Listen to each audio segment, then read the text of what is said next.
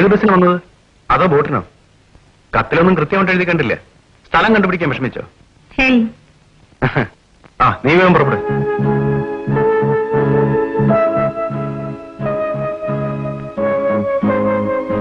അച്ഛൻ മരിച്ചപ്പോഴെങ്കിലും നിങ്ങൾ രണ്ടാളും വരുന്നു വിചാരിച്ചു. കമ്പി കിട്ടിയത് 3 ദിവസാ. പിന്നെ വന്നിട്ടെന്താ? നീ പുറപ്പെടും. നേരായി.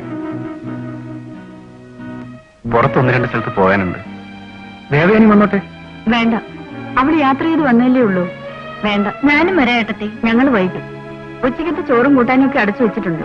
ഫ്ലാസ്കിൽ ചായ ഉണ്ട് വേണമെങ്കിൽ. നീ ഒരു ഭാഗത്തിരുന്നു. സ്ഥലങ്ങളൊക്കെ ഒന്ന് കാണാൻ അവളും വന്നോട്ടെ. അതിനെന്താ? പിന്നെ ആവാം.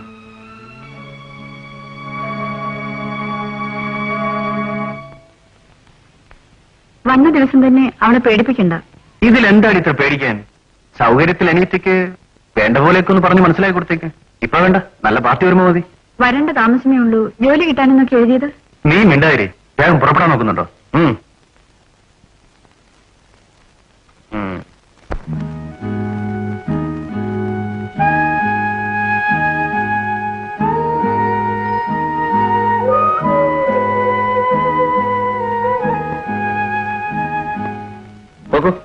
മിസ്റ്റർ ഹംസ വരില്ലേ? അറിയില്ല. നിങ്ങൾ പോയില്ലേ? അയാളെ കാണാതെ ഞാൻ എങ്ങനെ പോവാനാ? താങ്ക്സ്. അയാളെ കാണാതെ പോകാൻ പറ്റില്ലല്ലോ. ഞാൻ ഇവിടെ നിൽക്കുക. ഹോട്ടലില് റൂം എടുത്തിട്ടുണ്ട്. പേര് ജയരാജൻ. ഒരു വിശേഷ കാര്യത്തിനായിട്ടാ ഞാൻ മിസ്റ്റർ ഹംസയെ കാണാൻ വന്നത്. രാവിലെ ഓഫീസിലേക്ക് വരാം.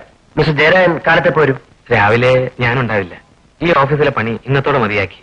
3 മാസം പണിയെടുത്തിട്ട് നയാ പൈസ ശമ്പളം കിട്ടിയിട്ടില്ല. ഭാഗ്യത്തിന് എനിക്ക് വേറെ ജോലി ശരിയായി. വരട്ടെ. നോക്കൂ, മസ്കറ്റിലേക്ക് ഒരു വിസ ശരിയാക്കാമെന്ന് ഏറ്റിരുന്നു മിസ്റ്റർ ഹംസ. ഞാൻ എത്ര രൂപ കൊടുത്തു? 15,000. അയാൾ ഞങ്ങളുടെ നാട്ടിൽ വന്നിരുന്നു. ഒരു ഫ്രണ്ട് മുഖേനയാണ് എനിക്ക് പരിചയം. 20-15 കുറച്ച് അയാളാണ്. ആ 15,000 സിംപ്ലി ഗുഡ് ബൈ എന്ന് കരുതി വെച്ചാൽ മതി. അല്ല, പേരെന്താ പറഞ്ഞ? ഗോപി. ഈ മാസം ഇതേ പ്രോബ്ലമായിട്ട് ഓഫീസിൽ വരുന്ന 4ാമത്തെ ആളാണ് ഗോപി. ആർക്കും പ്രൊപ്പറേറ്ററെ കാണാൻ പറ്റില്ല. ഈ പ്രൊപ്പറേറ്റർ ശരിക്കും ഈശ്വരനെ പോലെയാ. എല്ലാ ദിക്കിലും ഉണ്ടെന്ന് കേൾക്കാൻ പറ്റും, പക്ഷെ കാണാൻ മാത്രം കിട്ടില്ല. അയാളുടെ വീട് എവിടെയാണ്? അറിഞ്ഞൂടാ. ശമ്പളവുമില്ല. ഗോപിയൊക്കെയുള്ളവർ വരുമ്പോ 100 കളവ് പറഞ്ഞ അവിടെ ഇരിക്കുമ്പോ എന്തോ ഭാഗ്യം കൊണ്ട് രക്ഷപ്പെട്ടു. മറ്റേ ഓർഡർ ഇന്ന് കിട്ടി. പിന്നെ നമ്മളെ പറ്റിയത് ആരോടും പറയണ്ട. നേരെ വീട്ടിലേക്ക് പൊയ്ക്കോളൂ. അയാളെയും കാത്ത് ഹോട്ടലിൽ റൂം എടുത്തിരുന്നാൽ ആ കാശുകൂടി നഷ്ടമാവും. വരട്ടെ. ഇയാളെ ഒന്ന് കണ്ടുപിടിക്കാനുള്ള വഴി പറഞ്ഞു തരൂ. ഇരിക്കുന്ന വീട് പണി എഴുതി വെച്ചിട്ടാണ് എന്റെ അച്ഛൻ ഈ കാശുണ്ടാക്കി തന്നത്. ഞാൻ എന്ത് ചെയ്യണം? കുടുങ്ങിയവരുടെ എല്ലാം കഥ ഏറെക്കുറെ ഇത് തന്നെ. പലരും പുറത്തു പറയാറില്ല. അവനെ കണ്ട് കാശ് വാങ്ങാൻ ഞാൻ പോകത്തില്ല. ഒന്നീ കാശ് കിട്ടിയില്ലേ പാര അവന്റെ ഉയരെ എടുക്കും. അത് നിങ്ങൾ ബോസിനോട് പറഞ്ഞേരെ. Good luck. അയാൾ എന്റെ ബോസ് ആയിരുന്നു, ഇപ്പോഴല്ല. Wish you good luck.